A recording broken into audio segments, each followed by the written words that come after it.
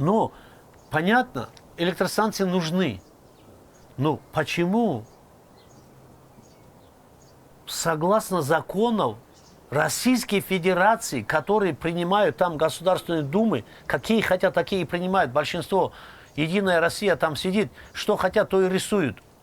Любые законы. Но почему вы те законы, которые издаете, не соблюдаете сами? Ну ладно, забрали, затопили, все. Ну рассчитайте с нами согласно закону Российской Федерации. Мы же ничего больше не требуем. Мы же не требуем звезд с неба. Мы не требуем там сверхъестественного, чтобы там вот мы такие крутые, мы такие всякие, дайте нам вот больше, чем положено. Дайте то, что положено по нашим законам российским. Восстановите действие Конституции на территории Унцкульского района.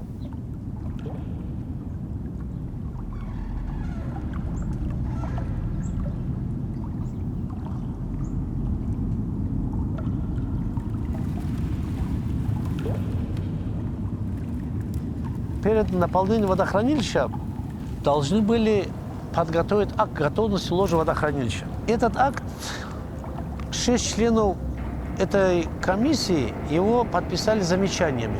Средства не освоены, территория не вычищена, но это все не готово. Прошло столько лет, 2008 год, 2021 год, до сих пор торчат деревья, которые должны были вырубить, на которые были выделены деньги. Но, тем не менее, председатель правительства, несмотря на эти замечания 6 членов, утвердил акт. И началось наполнение водохранилища.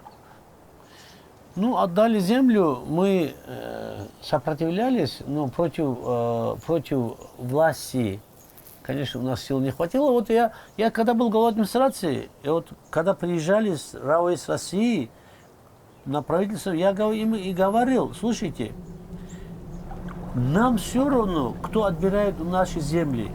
Фашисты ли в 1941 году питались, боевики ли в 1999 году питались, или Чубайс в 2000 питается. Это наши земли, мы должны их защищать. Наши сотни поколений, да, вот здесь за счет этих садов, за счет этой земли жили. 2500 лет до нашей эры, вот нашли раскопки, когда делали, у нас здесь это самое, еще тогда выращивали абрикосы.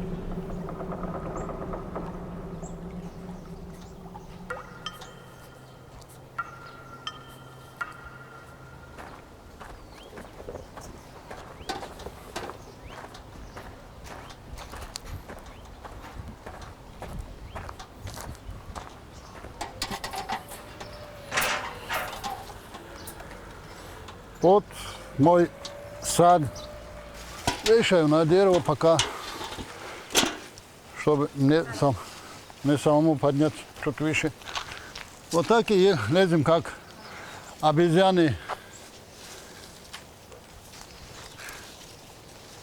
Обезьяны как в тундрах.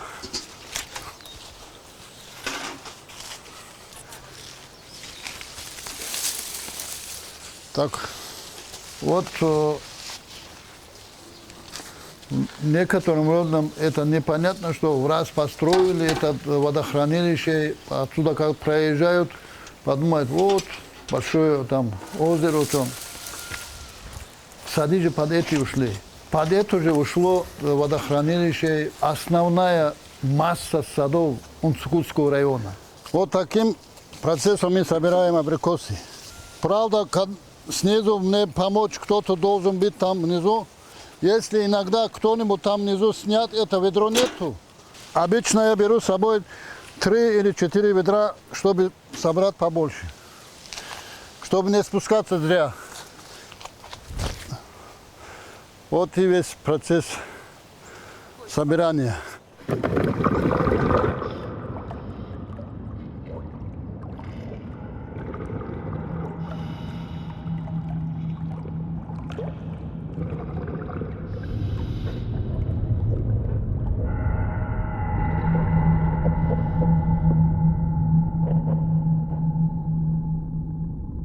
Я ходил, и он тоже ходил, Магомед тоже ходил. Ставили мы метку, час где-то 8 сантиметров, 10 сантиметров, вот так поднималось за час. Они закрыли все это шлюзы, поднимали воду. До такой степени, что поднимется вода, даже никто не верил. Народ просил хотя бы оставить до конца абрикосового сезона. Даже не остановили. Но им же правительство, чиновника, это же ничего не решало 10-15 дней. Люди собирали на лодках, подъезжали к дереву, собирали абрикосы. Те люди, которые посадили эти сады, смотря как они затапливают эти сады, плакали. Это же были наши предки, наши родители.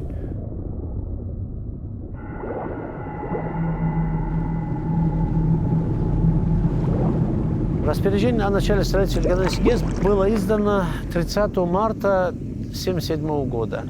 Но, к сожалению, оно только в 2008 году было завершено.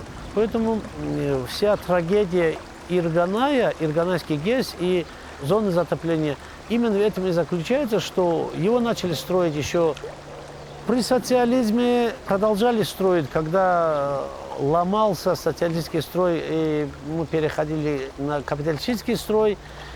И на изломе этих переходов строился Ирганайский ГЭС, поэтому с нами не рассчитались ни по законам социалистического строя, с нами не рассчитались законами ныне существующими. Мы как-то остались висеть в воздухе. В отношении пострадавших переселенцев нарушен закон Российской Федерации и Республики Дагестан. Ау, прокуратура, где вы? Ваш закон. Защита гражданина Российской Федерации, статья 14 Конституции. Неоднократно в эту прокуратуре мы, знаешь, сколько раз были? Раз, наверное, 100 были с 93 года. Раз 100 и больше были прокуратуры, что в отношении нас закон нарушен, земельный кодекс, туда-сюда им объяснили. А они нам отвечают, что против правительства идти мы не можем. И закон такой нету. Эй, восстановите в натуре наши затопленные земли, пастбища, сады, жилье, строение или отдайте нам компенсации законом, предусмотренной Российской Федерацией. Мы все круто работаем всегда. Круто. Я серьезно говорю. Но на нас внимание обращает. Когда вышли народ здесь, на трассу, закрыли трассу. Мы знали, как закрыть трассу. Чтобы движение не перекрыли. Вот так ходили мы.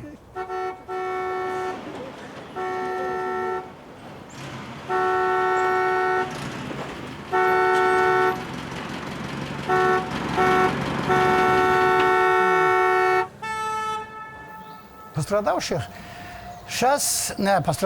очень много. В 2006 году было выделено 1 миллиард и 177,3 миллиона рублей для полного переселения и завершения строительства Ирганайской ГЭС. Из этих сумм 150 миллионов было на строительство домов, на восстановление сельского хозяйства и агропрома 590 миллионов рублей. И 44 миллиона было на ложе водохранилища. Чистить озеро, под этим сами ложи чистить. Там деревья, овраги, туда-сюда. Аляска!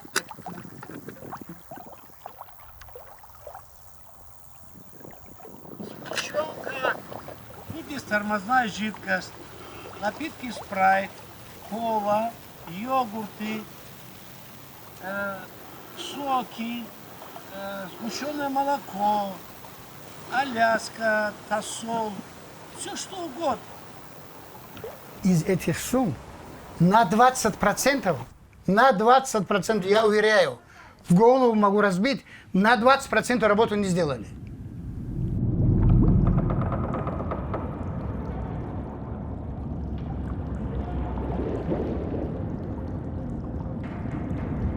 И одно прекрасное утро проснулись, кто по пояс, кто по колено в воде.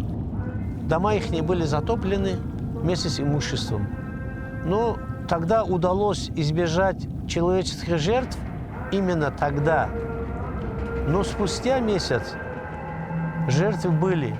Произошел обвал. В результате по вине энергетику из-за того, что не была подготовлена территория, утонуло 4 человека. 2 малолетних детей, 2 женщин, 22 и 24 года.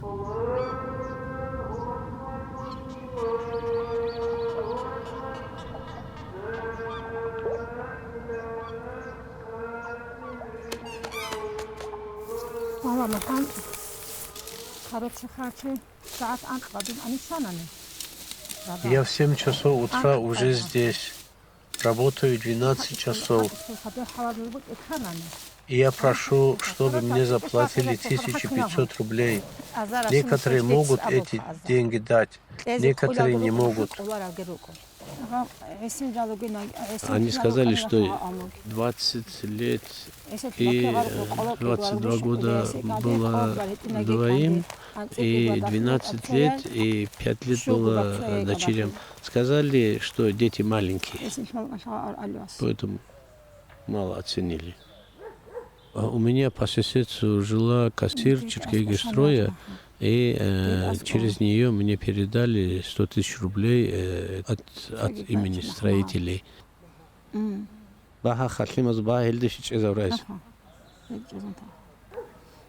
говорят, они так оценили. Мне сказали, нечего было пускать туда детей, если бы они туда не пошли, бы ничего бы не было бы.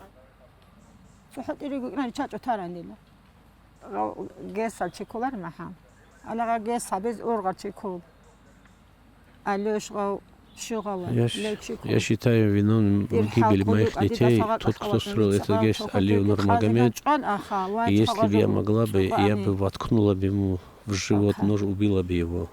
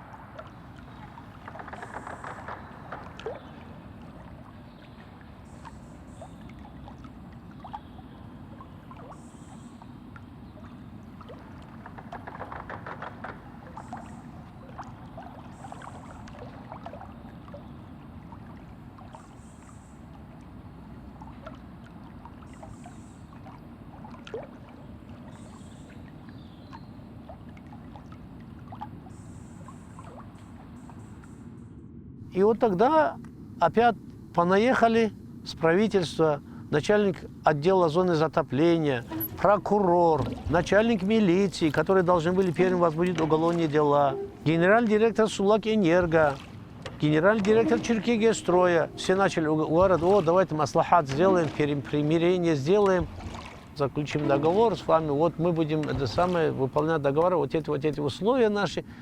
И эти договора, они у меня до сих пор лежат Ни один из этих договоров до конца выполнен не был. Но вот такими методами они шли к своей цели, к завершению строительства Ирганайской ГЭС.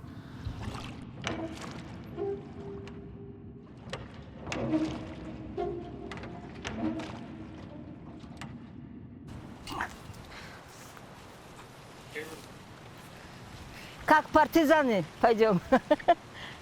Мне задавали вопрос, ради чего вы идете в депутаты. Я сказала, ради того, чтобы помочь своему району. Именно по зону затопления хочу помогать. Вот тогда мне дорогу вот так закрыли. Как только зона затопления, дорогу закрыли. У него две имени. Он был и Амар, и Абдурахман Гамзатов. Он был одно время глава администрации, а потом он был мировой судья. А ему нельзя было нам открыто помогать. Последний раз он мне вот эти списки, то, что я написала, поправил меня. Он мне сказал, Нахи, если со мной что-то будет, ты не бросай это дело. Короче, через 3 дня его убили. После вот это, за сутки до смерти он мне звонил несколько раз. Он звонил и объяснял. Просто он почувствовал, что его не оставят. Сколько бы мне не пришлось ходить, сколько бы не пришлось это дело бросать нельзя, пока до конца не дойдем.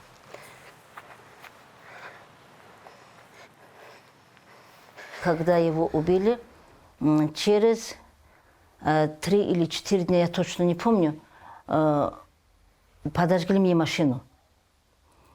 Именно то, что он помогал, тот день, видимо, я где-то сказала, что документы в машине.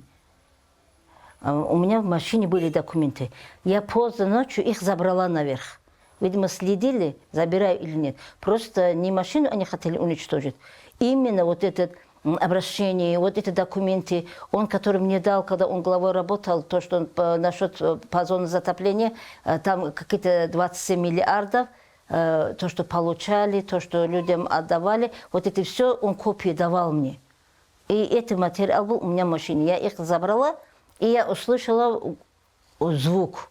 Когда я посмотрела через окно, вот так стояли машины, и моя горела.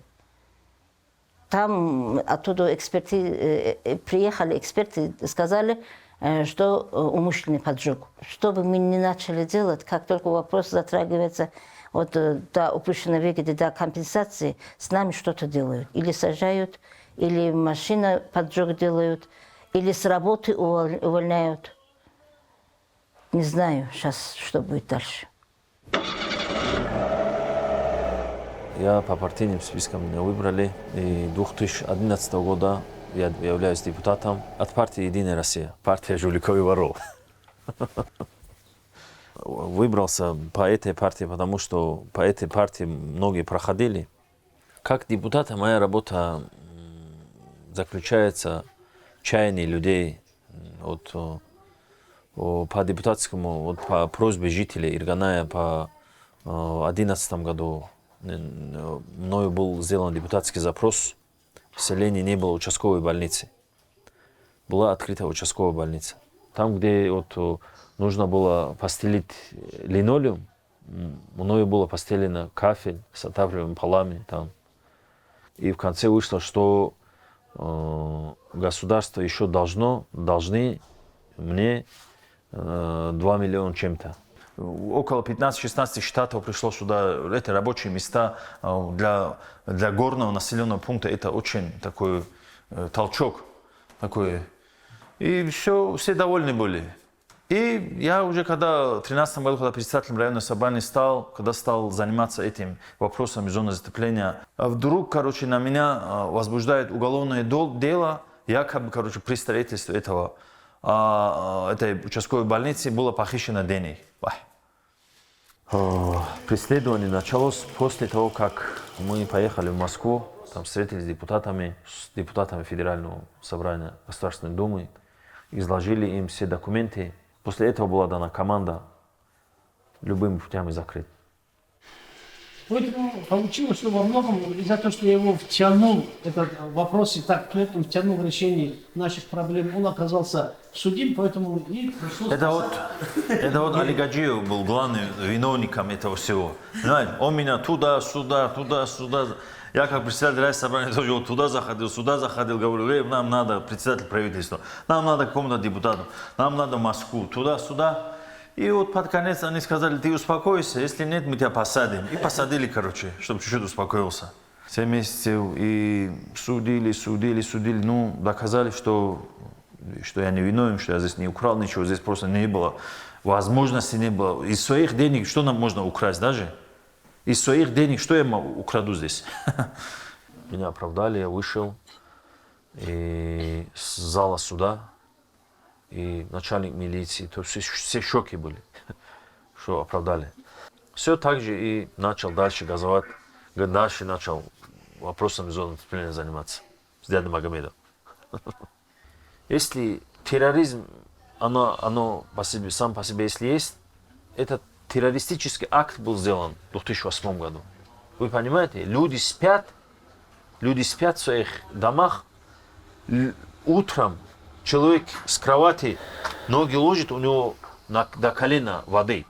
Вот, вы понимаете, у нас видеоролики есть, где люди с воды, там домашний вот этот куры, муры, там, у кого-то там свое вот это хозяйство там на КамАЗ закидывает раз и уезжает. Потому что другие машины не подходили уже до колен, когда вода, это же большая вода. И вот так затопили. Это на самом деле это был террористический акт, можно сказать. Те, кто это сделали, я их называю террористами. Так они и есть.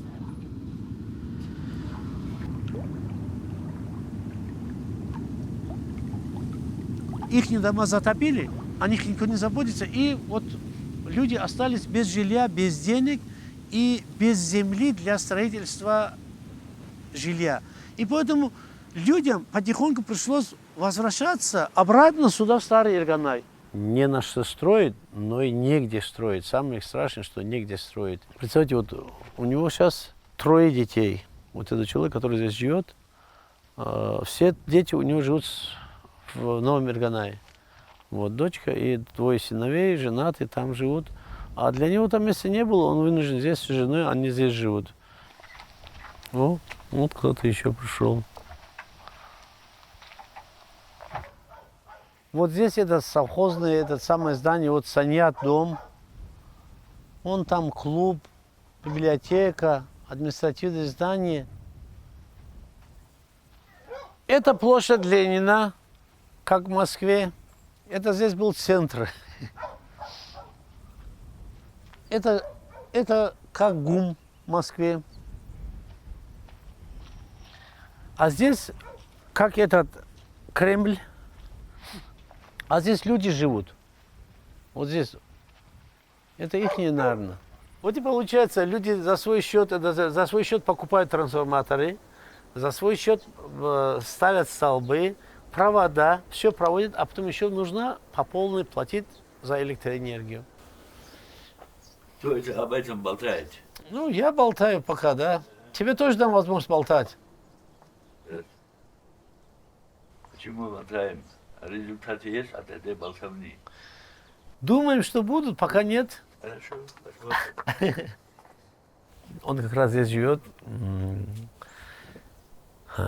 Его оперировали, сердце тоже оперировали. Это вот безысходность, да, безысходность, это беспомощность, это бессилие, когда ничем не можешь помочь ни себе, ни своим родственникам. Это вот это довело до того, что люди вот такие стали. Он тоже вот так сейчас вот ходит, рыбу ловит, это самое, ну, чтобы не нервничать, чтобы это самое. Он ездил в Москву, в Москве ему операцию делали на сердце. Вот. Такие дела. Людям приходится, к сожалению, в таких условиях жить. Потому что других условий нет, другого места нет.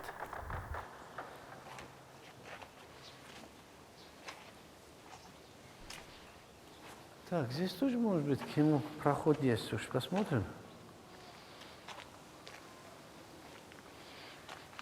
Давайте отсюда пойдем.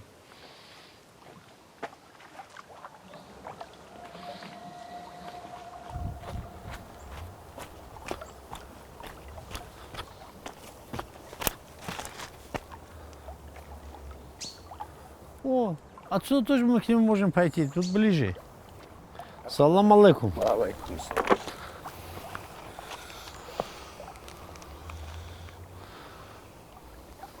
Рассказывай. А что я расскажу? Я уже рассказал, сейчас ты расскажешь. Я работаю, я для вас здесь усовершенствую все. Ну, стройку затеял. Вот это 1 августа будет, Магомед. Вот здесь поднято будет, здесь все, там шикарно будет. Разулся, заходишь, лежишь. Тебе кальян, кофе, нарды. Кальян не курю, нарды не играю. Давай домой иди тогда. Зачем вообще сюда приходишь? Вот, Это точно не видел, да? вот эта штука, раньше водопровод Ирганая был проведен вот такими трубами. Видите, труба вот такая, а с этой стороны вот такая. И другая труба, вот так сюда друг к другу заходили, и вот такими трубами был проведен водопровод Ирганай. Магомед хоть мне деньги не дал?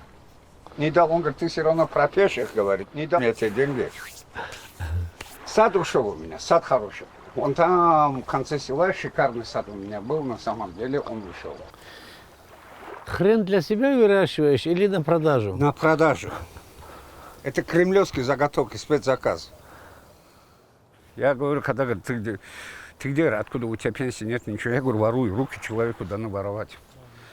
Это старый вор в законе сказал, спросил меня, он говорит, Закария, я говорю, для чего руки даны человеку? Я говорю, воровать. Я говорю, если не умеешь воровать, я говорю, надо идти работать.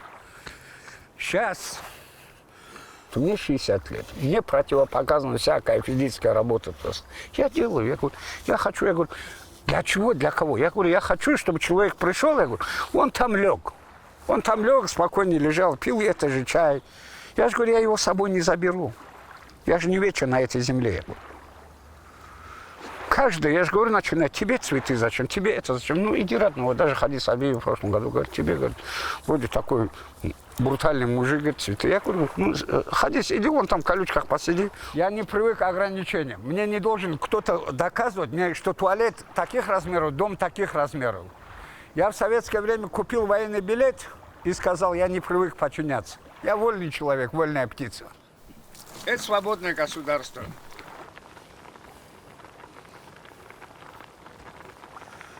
Ну, они, Ирганая, бастуют. Я все, я наоборот, Алию благодарен за то, что затопил. Видишь, какое прекрасное мне место достал. Да здравствует Алию. Видишь, мне озеро подарил, старый Ирганай подарил. Если бы не ты, здесь половины этого тоже не было, то, что получили. Так что, Магомед, история известна, когда один Диоклетиан, что ли, вот этот, ушел добровольно от правления Римом. Когда за ним приехали и просили управлять, он сказал, посмотрите, какую я капусту вырастил. Вот так же, Магомед, свалка же была, видишь, я в цветы превратил. Магомед, когда без политики был, очень хороший парень тоже был. Я сейчас от политики ушел уже, я сейчас экономикой занимаюсь. Это сейчас, это смешно, это далеко друг от друга, одно без другого они не существуют. К сожалению, да, у нас так. Какой веселый парень Магомед был, компанейский, всегда одет от и до, который имел на самом деле миллиарды еще в 90-х годах, не ворованных денег, а заработанных. И вложил на них, на этих же людей, которые клеветали, ходили на него же. Магомед очень грамотный, очень образованный человек на самом деле. Старался, для сельчан он много чего старался. Я всегда был оппозицией против него. Он верил в власти, а я говорил, я знал, кто такая власть, а он верил. Я говорю, Магомед, ты веришь? Магомед говорит, они клялись. Я говорю, Магомед, пришел к власти этот, Магомедов, Магомед Салам. Он обещал, ребята, успокойтесь, сейчас будут деньги. Когда пришло ему ответить срок за слова, его резко перевели туда, в Москву. Потом пришел Абдулатипов. Пришел Абдулатипов тоже опять. Сперва сказали, заканчивать терроризм. Ну, глава администрации ему не смог сказать, извини, родной, нам не за терроризм платят, за конкретно затопленные земли и за дома нам платят, а не за примерное поведение. Тоже, когда уже дошел срок терроризма, было покончено, дошло время, и опять месяц остался, убрали его тоже. Пришел Васильев. Васильев тоже обещал помочь, когда уже Васильеву надо было ответить за свои слова, пришел Меликов. Уже это 5-й человек там. Это просто лохотрон. А каждый приходит, говорит, я же вам не обещал ничего. А государство что оно? А государство что оно? Вот это ваше государство, это не мое государство, я его не признаю. Ни в каком виде я его не признаю. Чтобы развалить государство, любое государство, нужно уничтожить грамотных людей. Нужно сделать государство безграмотным. И ставить спортсменов туда управлять. И все. Так что, ребята, вам не повезло. Каждый народ получает того правителя, которого он заслуживает. На 20 лет Ботлерских событий приезжал Путин. Здесь уж деревья не должно быть вообще под водой. Поэтому макушки, которые торчали, чтобы скрыть, подняли воду выше положенного уровня, максимально на 40 сантиметров. Как раз в этот день ветер тоже, у меня стены все рухнули здесь.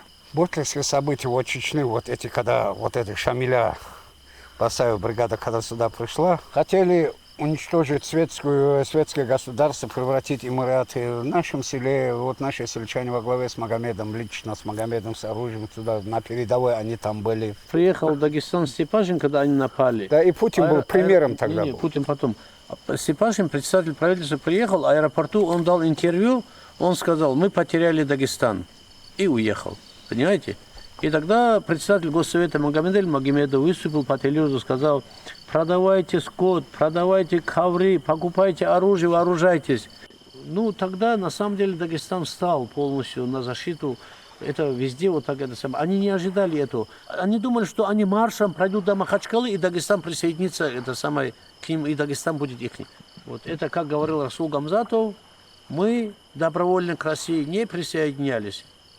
И добровольно не уйдем. Ты награду получил, кстати? Получил. Но меня удостоверение этого не дали, потому что начали продавать его за 10 тысяч. Я говорю, мне предложили, дайте 10 тысяч, мы тебе удостоверение дадим участника боевых событий. Я говорю, нет, я так не играю. За деньги я ничего не покупаю, да. Поэтому вроде медаль есть участника, а удостоверения нету, поэтому ничего страшного. Мы ради этого не шли, а когда эту награду получал, тоже сказал, мы тогда шли не ради наград, не ради удостоверений. Совершенно. Мы шли по зову сердца. Да. Мы шли ради спасения Дагестана. Сильное государство, какое государство? Которое окружено дружественными государствами. А что мы сумели сделать? Вокруг Россию кто окружает? Грузия? Украина? Прибалтика? Где наши друзья? Будет война, кто-то нападет на Россию. Кто захочет защищать Россию? Для кого? Ради кого?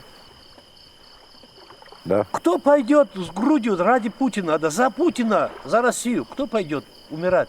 Кто амбразуру закроет?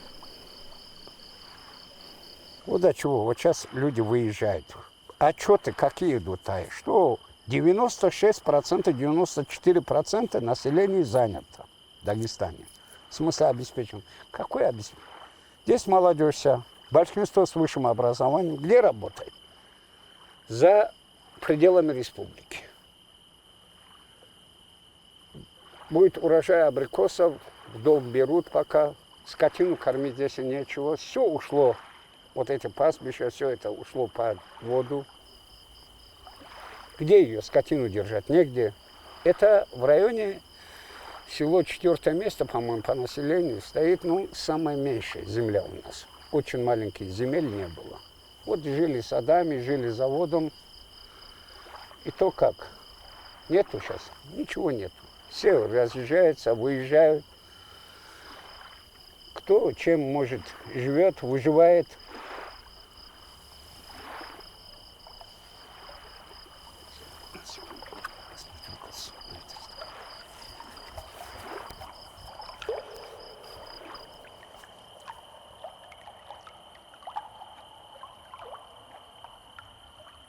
Вот мы, как с Мемари Алам начали работать доверенности, когда делали на Гольцовой, уже 5 человек оттуда умерли.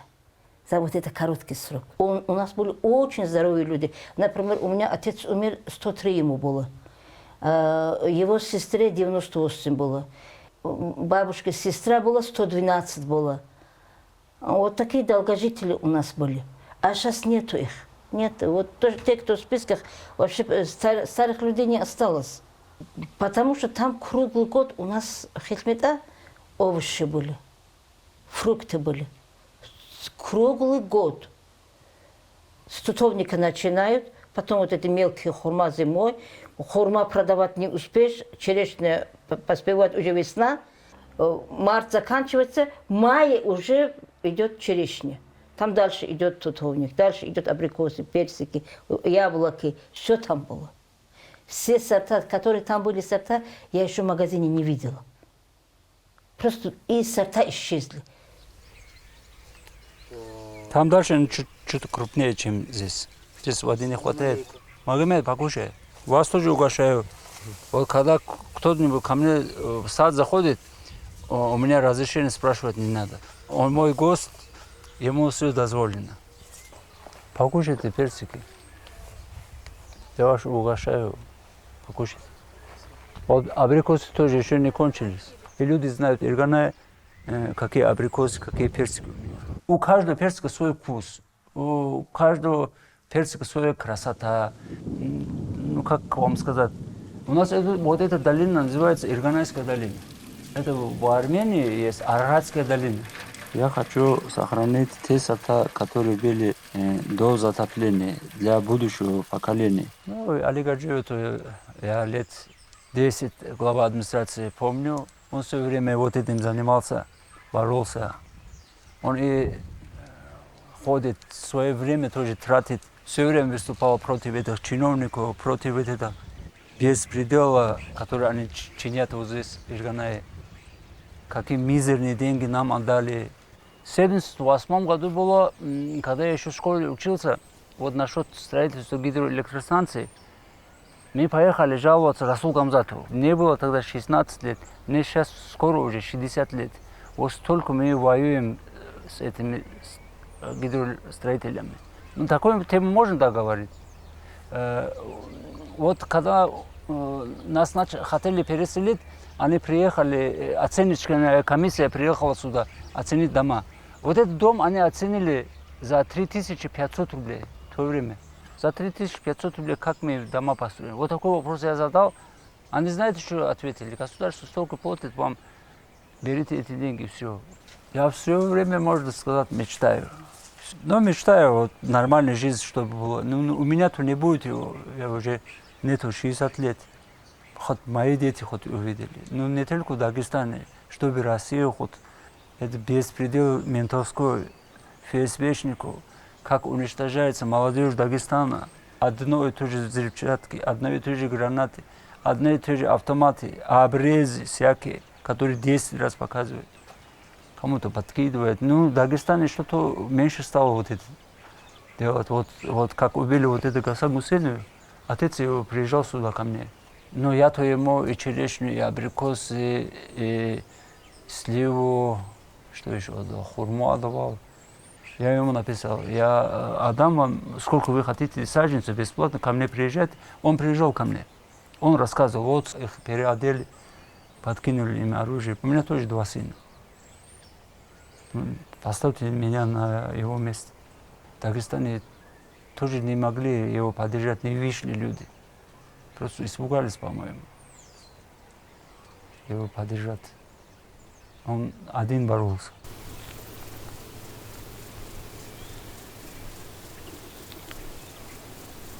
Мои сыновья шли оттуда, маме позвонили, голодные. Они позвонили маме и сказали, мама, мы идем домой, мы очень голодные. Пожарь, пожалуйста, рыбу и сделай лепешки. Вот так они и не дошли до дома и не поели эту рыбу. И вот посередине пастбища и село их ждали и их расстреляли. Следственный комитет и прокуратура Дагестана мучали нас, что наши сыновья боевики-террористы. Год и 3 месяца. Я говорю, в Следственном комитете прокуратуры, говорю, хорошо, если мои сыновья покушались на жизнь правоохранительных органов, как они покушались? Мои сыновья стреляли, правоохранительных органов, 2 сына стреляли, никто никого не попал. Подождали, пока 8 пуль один получит, 11 пуль другой получит, разрывные. Потом взяли автоматы через голову, одели, потом легли умирать.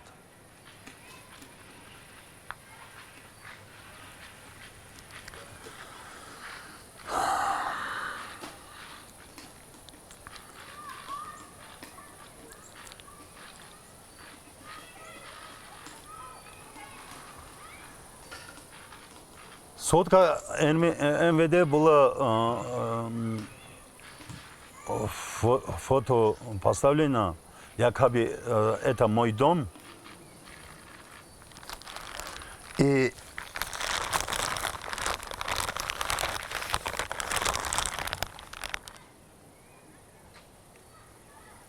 вот это арсенал оружия.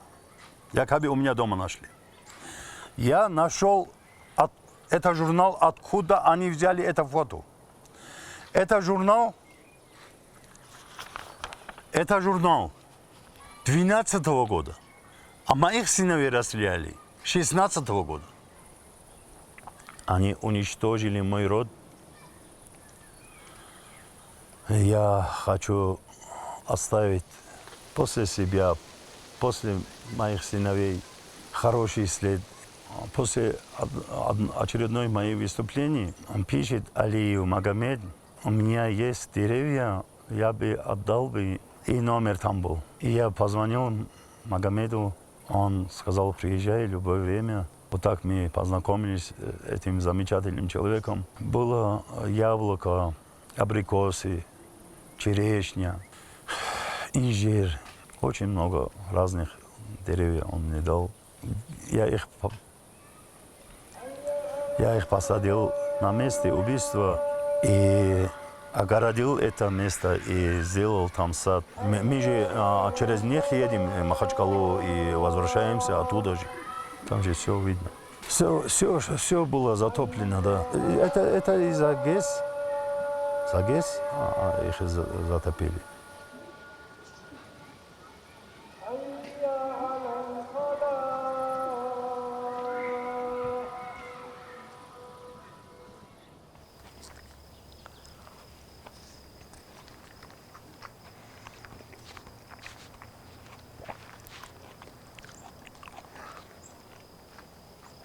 Они спелые, самые вкусные бывают.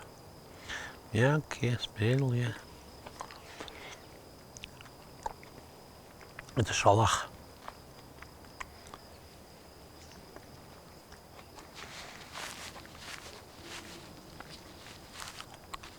Меня один раз, я же говорю, против меня возбуждали уголовные дела, заказные, да, пытались последние. Вот 5 тому было, вот так, когда друг на друга, вот сколько против меня возбуждено уголовное дело.